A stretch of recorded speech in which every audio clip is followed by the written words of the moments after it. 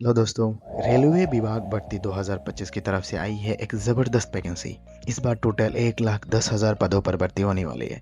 लेकिन सबसे बड़ी बात यह है कि इसमें से 90% लोगों को अभी तक इसका भी पता नहीं है कि इस 1,10,000 पदों के अंतर्गत और एक मज़ेदार जॉब वैकेंसी है, जिसका कोई भी बात नहीं कर रहा है।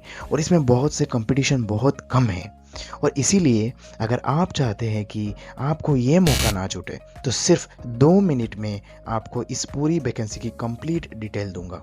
तो वीडियो के एंड तक बना रहिए, क्योंकि यही आपके लिए सरकारी जॉब का गोल्डन चांस हो सकता है। चलिए दोस्तों, बात करते हैं आज की जो ये पद है, ये असिस्टेंट लोको पायलट के। जी हाँ, हम जो बात कर रहे थे जो पद की, ये असिस्टेंट लोको पायलट की तरफ से ये पद का नाम है।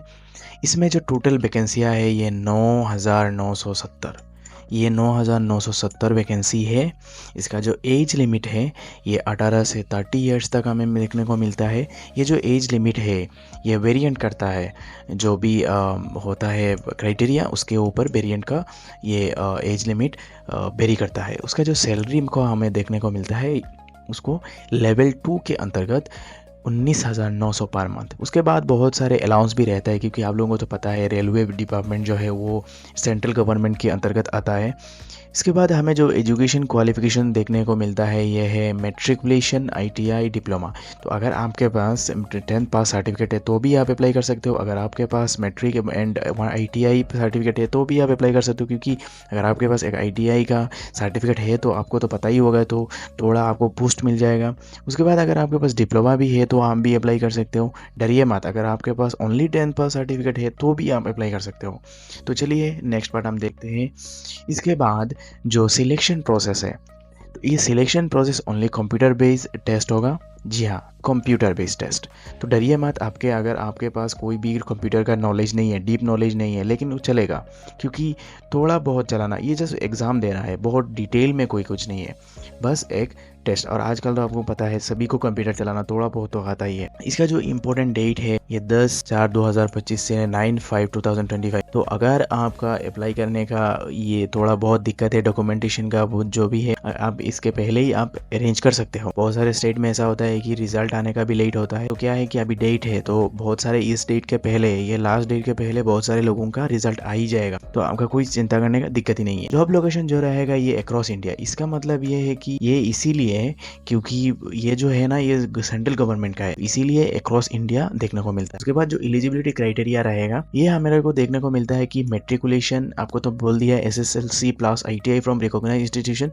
वो जो है ना रिकॉग्नाइज इंस्टीट्यूशन से आपको एक आईटीआई पास सर्टिफिकेट होगा तो भी आपको एक बेहतर सुविधा या आपको जो प्रायोरिटीज़ होगा वो आपको ज़्यादा दिया जाएगा। उसके बाद आपको पास अगर ट्रेड्स जैसे कि फिटर, इलेक्ट्रीशियन, इंस्ट्रूमेंट मैकेनिक्स, हमको तो पता ही होगा कि रेलवे जो डिपार्टमेंट है इसमें बहुत सारे डिपार्टमेंट आता है। इसमें से पहला जो हमें देखने को मिलता है कि अगर आपके पास ये सब जैसे वायरमैन, ट्रैक्टर मैकेनिक, कोल वेंडर, उसके बाद heat engine, Turner mechanics, refrigerator and air conditioning, इसी बहुत सारी चीज़ें हैं। अगर आपके पास किसी भी एक चीज़ का नॉलेज है और उसके बाद आपके पास एक ट्रेड एक सर्टिफिकेट है तो आपके लिए बहुत ही अच्छा है।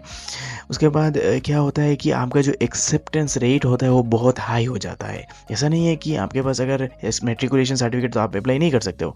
देखिए, उसके बाद आपको जो 2 नंबर पॉइंट है इसमें दिया गया है कि मैट्रिकुलेशन आपके पास अगर होगा तो आप अप्लाई कर सकते हो। उसके बाद ये दिया गया है कि अगर आपके पास डिप्लोमा है 3 इयर्स का, जैसे कि मैकेनिकल का एक डिप्लोमा होता है आईटीआई में, वो अगर होगा तो आपको प्रायोरिटी बहुत ज़्यादा दिया जाएगा। वही बस है प्रोसेस रहेगा। ये है रिक्रूटमेंट प्रोसेस जो है फास्ट हमें को देखने को मिलता है कंप्यूटर बेस्ड टेस्ट, जिसको CBT 1 कह के पुकारा जाता है। उसके बाद कंप्यूटर बेस्ड टेस्ट 2 जो कि CBT 2। उसके बाद आपका डॉक्यूमेंट वैलिडेशन, जो कि आपका जो भी डॉक्यूमेंट रहेगा, आधार कार्ड, पैन कार्ड या जो भी आपका प्रमाण पत्र रहेगा वही आपको वेरीफाई कराना है। उसके बाद आपका मेडिकल एग्जामिनेशन होगा। ये तो मैंडेटरी होता है हर गवर्नमेंट जॉब के लिए। उसके बाद आपको देखने को मिलता है एप्लीकेशन फ़ीस। तो एप्लीकेशन फ़ी जो है वो जनरल OBC कैटेगरी के लिए 500 रुपीज़, और SC ST एक्स सर्विसमैन जो भी है आपको देखने को मिल रहा है वो 250 रुपीज़। उसके बाद आपको जो फ़ीस देना होगा ये ऑनलाइन मोड में है, ये आप ऑनलाइन में ही पे करना होगा। और हमारा सबसे लास्ट चीज़, हाउ टू अप्लाई।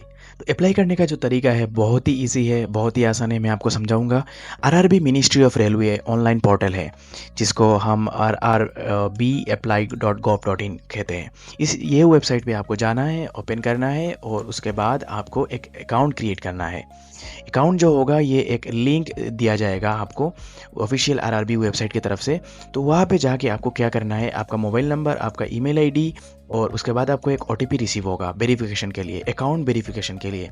वो आपको after creating an account candidate should log in to apply for RRB ALP 2025। तो आपको जब अकाउंट क्रिएट हो जाएगा उसके बाद आपको आरआरबी एएलपी 2025 पे जाके ये जो है आरआरबी पोर्टल में जाके आपको क्या करना है, अप्लाई करना है।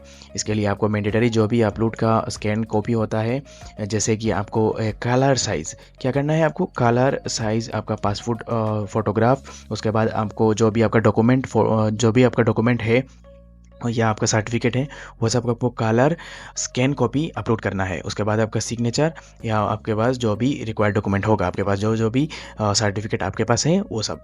उसके बाद आपको जो पे है वो पे करने का जो मोड है आप ऑनलाइन कर सकते हो, जैसे कि हमने पहले भी बताया था यूपीआई की तरफ से माध्यम से आप पे कर सकते हो, डेबिट कार्ड, क्रेडिट कार्ड, आप किसी भी मोड से ऑनलाइन पेमेंट कर सकते हो।